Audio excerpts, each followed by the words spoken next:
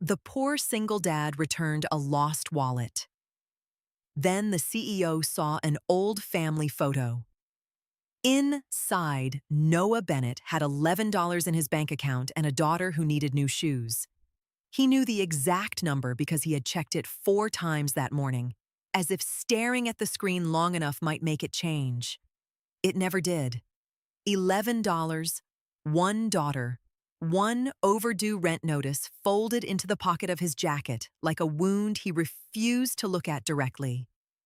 He drove for a rideshare app now, a battered gray sedan with 200,000 miles on it, and a check engine light that had been glowing for 3 months because he couldn't afford to find out what it meant. Before that, he had worked in a warehouse, loading trucks from 4 in the morning until his back gave out, in ways that made the doctor use words like chronic and manage instead of fix. Before that, he had been a husband. Sarah had been gone 2 years. Cancer, fast and merciless. The kind that gives you just enough warning to say goodbye and not nearly enough time to prepare for a world without her in it. She'd left behind a daughter with her same stubborn chin, a house full of half-finished projects, and a small wooden box that Noah had never been able to bring himself to open all the way. Lily was 8 now, old enough to notice when the other kids at school had new sneakers and she didn't. Young enough to still believe her father when he told her that things were going to be fine, even on the nights he lay awake doing math that never worked out. That evening, Noah picked up a fare from a downtown office tower, one of those glass buildings that seemed to exist in a different city than the one he lived in. A city of doormen and reserved parking and elevators that required a key card just to reach certain floors. The woman who slid into his back seat was maybe in her late 30s, dressed in a charcoal blazer that probably cost more than his car payment, her phone already pressed to her ear before her door had fully closed. "I don't care what the board thinks, Gerald. I built half of what's in that building myself." Her voice was clipped, controlled, the voice of someone used to being listened to. "We'll discuss it Monday." She ended the call, exhaled slowly, and for just a moment, in the reflection of the rearview mirror, Noah caught something in her expression that had nothing to do with boardrooms or shareholders. It looked like exhaustion, the bone-deep kind. He recognized it because he saw it in his own face every night in the bathroom mirror. "Rough day?" he asked, because it felt rude not to. "Rough year," she said, and then seemed to catch herself as if she'd said more to a stranger in 5 seconds than she'd said to her own family in months. She looked out the window instead, and Noah didn't push. Her name, according to the app, was Claire Whitfield. It meant nothing to him then. He drove her 4 miles to a restaurant on the waterfront, the kind of place with valets and a wine list instead of a menu board. And she thanked him with a generous tip and got out without looking back. It wasn't until he pulled away from the curb that he noticed the wallet. It had slipped from her bag onto the seat, wedged half beneath the cushion, a slim leather thing the color of dark chocolate with her initials embossed near the clasp. Noah pulled over 2 blocks later and picked it up. And the first thing he felt, before anything noble, was the ordinary, human temptation of a man with $11 to his name. He opened it. He told himself it was to find her name, to find a way to return it. That was true. But he also saw the cash first, a thick fold of hundreds. More money sitting in that little leather fold than he'd seen in one place in over a year. Enough to cover Lily's shoes. Enough to cover the rent notice folded in his jacket pocket.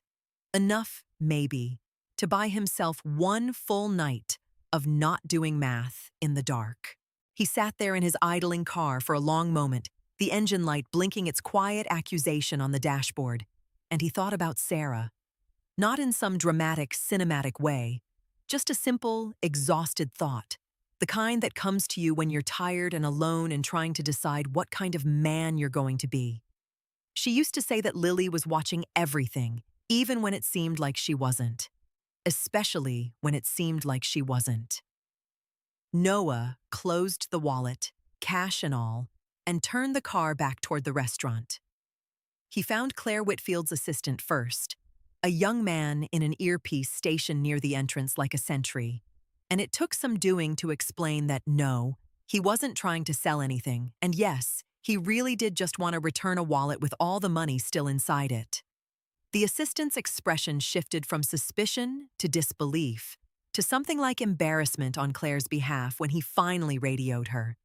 She came out 5 minutes later, and the look on her face when Noah held out the wallet, completely untouched, was not one he expected. It wasn't gratitude.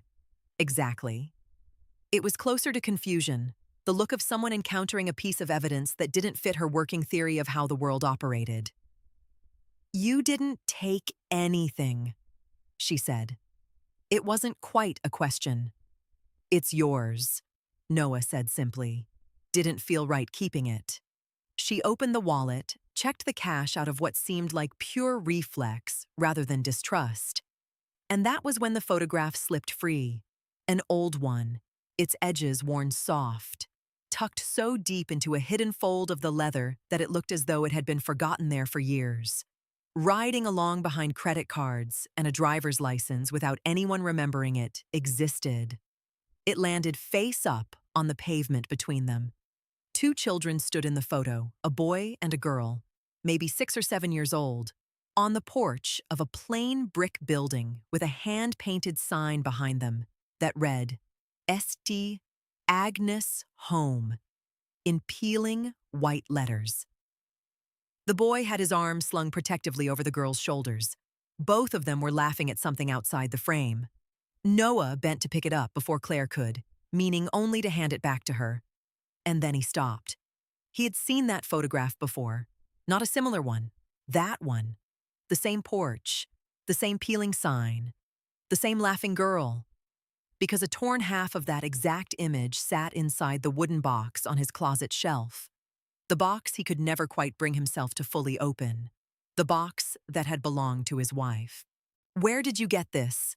Noah asked, and something in his voice must have carried more weight than the question warranted, because Claire Whitfield, who had spent the last 5 minutes looking at him like a mildly interesting anomaly, now looked at him the way you look at someone standing too close to the edge of something.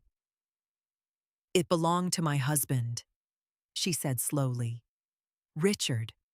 He kept it in his wallet for as long as I knew him. After he died, I started carrying it in mine. I don't actually know who the girl is. He never talked about it. St. Agnes was some kind of children's home, I think, before he was adopted. He didn't like discussing that part of his life." Noah's mouth had gone dry. "The girl," he said. "Her name was Sarah." Claire went very still. "How could you possibly know that?" "Because she was my wife," Noah said. "And I think I have the other half of this photograph in a box at home that I've never had the courage to fully open." For a long moment, neither of them said anything. Around them, the ordinary noise of the waterfront continued. Gulls and traffic and the distant clink of glasses from the restaurant patio, entirely indifferent to the fact that 2 strangers had just discovered they were standing at the edge of the same old, buried story. "I think," Claire said finally, her CEO composure cracking just slightly at the corners, "that you and I need to have a conversation that has nothing to do with ride shares or wallets." Noah looked at his blinking check engine light, thought of Lily waiting for him at his sister's apartment, and nodded. "I think you're right." They agreed to meet the next afternoon at a quiet cafe 2 blocks from her office, a place with mismatched chairs and hand-lettered chalk menus that felt deliberately chosen to be unlike anywhere either of them usually spent their time. Claire arrived without her assistant, without her phone visibly in hand, dressed down in a way that made her look, for the first time since Noah had met her, like an actual person rather than a headline. He brought the box. It had sat on the closet shelf of his bedroom for 2 years, wrapped in a faded blue scarf that still, absurdly, smelled a little like Sarah's perfume. He had opened it exactly twice since her death, once to place her wedding ring inside for safekeeping, once by accident while searching for tax documents, and both times he had closed it again quickly, the way you close a door on a room you're not ready to walk through. Inside, beneath a stack of old letters and a child's hospital bracelet from Lily's birth, was the torn half of a photograph. A little girl on a porch, laughing, her hand raised towards someone just out of frame, a boy whose face had been ripped away when the photo was split decades earlier. Claire set her half beside it on the cafe table. The two torn edges fit together with the eerie precision of pieces that had once been whole, the boy's laughing face restored, his arm draped over the same girl's shoulders, the peeling St. Agnes home sign, complete for the first time in what must have been 40 years. "He never told me he was in foster care," Claire said quietly, staring at the reassembled image. "Richard built this company. He built our whole life. And there's this entire piece of him I never even knew to ask about." "Sarah didn't talk about it either," Noah admitted. "I knew she grew up in the system, moved around a lot before she was adopted at 9. She said her childhood before that was a blur she preferred to leave blurry. I never pushed. Now I wish I had." Underneath the photograph in the box, tucked into an envelope Noah had genuinely never opened, was a letter in Sarah's handwriting, undated, unfinished, addressed simply to R. Claire's hands were shaking slightly as Noah read it aloud. "I don't know if you'll ever see this. I heard through someone that you'd become successful, that you run some big company now downtown. I'm happy for you, truly. I think about St. Agnes sometimes, about how you used to tell me that wherever we ended up, we were still going to be family in the ways that mattered, even if nobody signed a paper saying so. I have a daughter now. Her name is Lily. I hope, wherever you are, that things turned out the way you wanted them to. I hope you remember me kindly." The letter ended there, mid-thought, the way things do when life simply moves on without asking permission. Claire pressed her fingers to her mouth. "He must have found her again," she said. "He must have. He changed. Near the end. He started asking his lawyer strange questions about trusts, about people from his past. I thought it was just, I don't know, some late-life reckoning. He died before he finished whatever he was doing. A heart attack. Sudden. He didn't get the chance to explain." "Explain what?" Noah asked. "I don't know," Claire admitted. "But I think we need to find out. And I think it starts with my husband's business partner. Gerald Voss handled the reorganization of Richard's private trust after he died. If Richard was trying to do something for Sarah, for you, for your daughter, Gerald would know." The name landed in the conversation like a stone dropped into still water, and something in Claire's expression, a flicker of old caution, told Noah this would not be a simple matter of asking a nice question and receiving a nice answer. She was right. Gerald Voss had been Richard Whitfield's business partner for 22 years, a cousin by marriage who had helped grow a modest logistics firm into the sprawling Whitfield Group empire that now employed thousands of people across the country. He was also, Claire explained on the drive to the company's headquarters 2 days later, a man who had quietly consolidated more influence over the company's board than Richard himself had ever fully realized while he was alive. "He's been pushing to restructure the family trust for 8 months, Claire said, gripping the steering wheel with more tension than the empty road required. "Says it's about efficiency, about modernizing outdated provisions. I always assumed he meant the charitable arms, the foundation grants. I never thought—" She stopped. "You never thought it might be about an actual person," Noah finished. Gerald Voss's office occupied a corner of the 40th floor, all glass and dark wood and framed magazine covers featuring his own face beside words like visionary and legacy. He greeted Claire with the easy, practiced warmth of a man who had spent decades perfecting the art of appearing trustworthy, and his warmth cooled by several careful degrees the moment he registered Noah standing beside her, plainly dressed, plainly out of place in a room built to intimidate people exactly like him. Richard set aside provisions for a woman named Sarah Bennett, Claire said, laying the reassembled photograph and Sarah's unfinished letter on Gerald's desk without preamble. And for her daughter. I need the documentation. Something moved behind Gerald's eyes, quick and calculating, gone almost before it registered. Claire, I think you're chasing sentiment over sense. Richard had a lot of old paperwork, half-finished ideas he never acted on.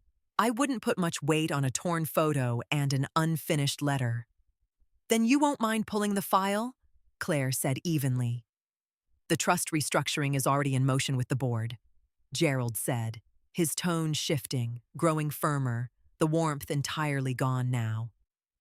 I'd hate for a stranger's personal story to derail 8 months of careful, necessary work. Whitfield Group has obligations to thousands of employees, Claire. We can't reorganize a multi-billion-dollar trust around a decades-old photograph. It's not about the trust size, Gerald. It's about honoring what my husband actually wanted. Your husband, Gerald said, and there was something almost pitying in the way he said it. Wanted a great many things he never got around to finishing. That's not a betrayal of his memory. That's simply how businesses and lives work. Noah, who had been quiet through most of this, finally spoke. I'm not here for money, he said. I found your late partner's wallet lost in the back of a rideshare, technically. My wife's photograph was inside it. That's the only reason I'm standing in this office. I'd have returned that wallet the same way if there'd been a photo of a stranger inside it. Or nothing at all. I don't want anything from you, Mr. Voss. I want to know what happened to my wife's story, because she never got to tell it herself. Something about the plainness of that statement seemed to unsettle Gerald more than any legal threat could have. He straightened his cufflinks, a small telling gesture, and said, I'll have my assistant pull whatever exists in the archive. I doubt you'll find much. He was wrong, though it took another week of quiet digging by Claire's own legal team, working around Gerald rather than through him, to prove it. Buried in Richard Whitfield's sealed private files, in a folder that had somehow never made it into the official trust restructuring documents Gerald had been circulating to the board, was a handwritten letter in Richard's own hand, dated 4 months before his death. Claire read it aloud to Noah in her office one evening, the city lights beginning to flicker on outside the tall windows, both of them too absorbed to notice the hour slipping past. If you are reading this, then either I found the courage to act, or I ran out of time before I could. Her name is Sarah. We were raised together at St. Agnes before I was adopted, and she wasn't. And I have never forgiven myself for the years I spent building this company while never once trying to find her, to make sure she was okay, to make sure the promise I made her as a child, that we would always be family in the ways that matter, meant something. I found her 3 months ago. I learned she has cancer. I learned she has a husband and a daughter, and very little money for the treatment she needs. I am setting aside a provision in trust for her family, separate from the operating business, to be released to her husband, Noah Bennett, and her daughter, Lily Bennett, regardless of what happens to me or to this company. This is not charity. This is a debt I should have paid decades ago. Gerald, if you are the one reading this instead of Claire, I am asking you, as the closest thing to a brother I have ever had, to do the right thing even when no one is watching. Claire lowered the letter slowly. Neither of them spoke for a long moment. "He knew," Noah said finally, his voice rough. "He knew about Sarah's cancer. He knew about us. He was trying to help, and he ran out of time. And then the one person he trusted to finish it buried the letter instead." "Not anymore," Claire said. And there was something new in her voice now, something that had replaced the careful, guarded composure Noah had first met in the back seat of his car. It sounded like resolve. The board meeting, when it came, was not the quiet, orderly affair Gerald Voss had clearly been counting on. Claire called an emergency session, presented the letter and the photograph together, and watched the color drain slowly from Gerald's face as board member after board member began asking pointed questions about what else, precisely, had been quietly omitted from 8 months of trust restructuring paperwork. Gerald tried, briefly, to argue that the letter was unverified, sentimental, legally ambiguous. But Richard Whitfield's handwriting was a matter of public corporate record, notarized on 1,000 documents over 2 decades, and it took the board's own forensic auditor less than an hour to confirm what everyone in the room had already begun to suspect. He resigned from the board within the month, quietly, with the kind of statement about pursuing new opportunities that fooled no one who had been in that room. The provision Richard had set aside was modest by the standards of a company that size, but it was more money than Noah had ever imagined holding at once. Enough to clear every debt he carried, enough for Lily's shoes and her college fund, and a small house with a yard. Enough for the kind of breathing room he had forgotten was possible. He accepted it, finally, not because it changed who he was, but because refusing it would have meant refusing the last wish of a man who had spent his final months trying, quietly and imperfectly, to make something right. But it wasn't the money that changed things most. It was Lily, 8 years old and endlessly curious, meeting Claire for the first time in the same waterfront cafe, where the 2 torn halves of a photograph had first been laid side by side. Claire had brought the restored photograph, framed now, the boy and the girl from St. Agnes, finally whole again after 40 years apart. "Your mom and my husband were best friends when they were kids," Claire told her gently. "They promised each other they'd always be family, no matter what happened." Lily studied the photograph with the serious concentration only children seem capable of. "So that means we're family too," she said. It wasn't a question. "I think it does," Claire said, and something in her face, some old guardedness that had lived there since Richard's death, finally, visibly loosened. Noah watched the 2 of them from across the table, his daughter and this woman who had walked into his back seat as a stranger with a lost wallet and become, somehow, in the space of a few impossible weeks, something closer to family than he could have predicted. He thought about the $11 in his account the night this all began, about the temptation he had felt, and set aside without fully understanding why. And he thought that Sarah had been right, all those years ago, about a promise mattering even without a signature on paper. He hadn't returned that wallet expecting anything. That had never been the point. He had returned it because it was the right thing to do. Because his daughter was watching even when it seemed like she wasn't. Because some decisions aren't really decisions at all. They're just who you already are, asking to be recognized.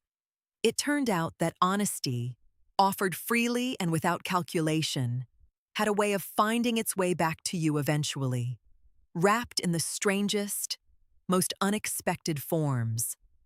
Sometimes it came back as an old photograph, sometimes as a stranger's unfinished letter, and sometimes, if you were lucky, it came back as a family you never knew you were missing, standing right there in front of you, laughing at something that had nothing to do with money at all.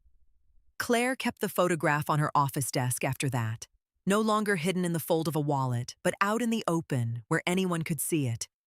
2 children on a porch, laughing, finally, impossibly, whole again.